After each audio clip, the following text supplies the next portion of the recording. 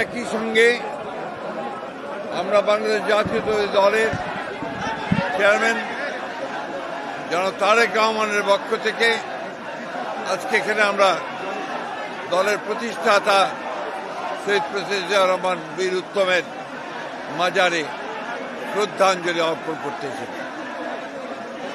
আজকে তারই পাশে শুয়ে আছেন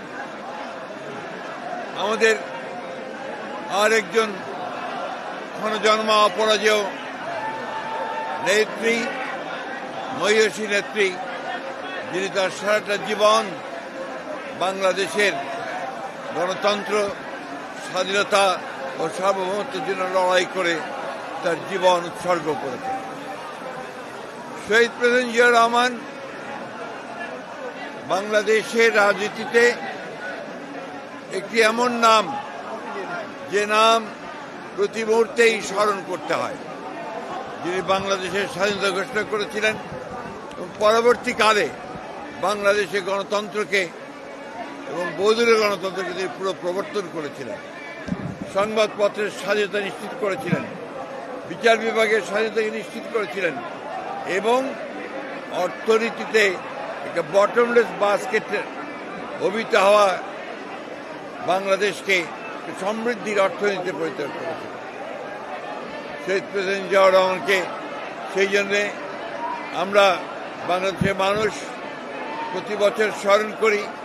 তার অনুসৃত যে পথ, সেই পথে আমরা সামনের দিকে এগিয়ে যাই, একটা উদার গণতান্ত্রিক বাংলাদেশ প্রতিষ্ঠা করবার লক্ষ্যে আমরা আরো দৃঢ়ভাবে শপথ গ্রহণ করি। এবং আজকে যখন ফেব্রুয়ারি মাসে 12 তারিখে নির্বাচন ঘোষিত হয়েছে, একটা ছাত্র গণতার অভ্যুত্থানের মধ্য দিয়ে যখন ফ্যাসিস্ট হাসিনা পালিয়ে গেছে, তখন আবার নতুন করে একটা ধ্বংসপ্রাপ্ত অর্থনীতির বাংলাদেশকে গড়ে তোলার জন্য, গণতন্ত্রকে প্রাতিষ্ঠানিক রূপ দেওয়ার জন্য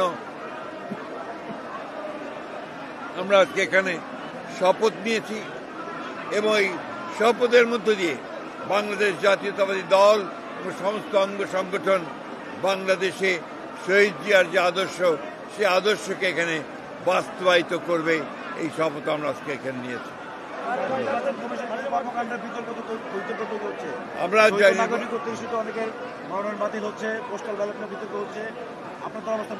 এটা বরাবরই আপনার নির্বাচন কমিশনের যখন বাছাই হয় তখন কিছু সমস্যা থাকে, এটা নতুন কোনো ব্যাপার না। আমরা এখন পর্যন্ত নির্বাচন কমিশনকে দেখেছি যে মোটামুটিভাবে তারা যোগ্যতার সঙ্গেই কাজ করছে।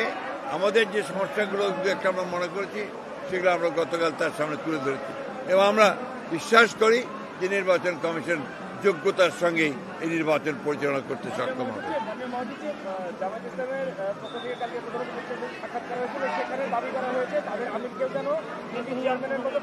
এটা তাদের ব্যাপার, এটা আমাদের ব্যাপার নয়। আজকে এই জন্য আমরা এখানে সরি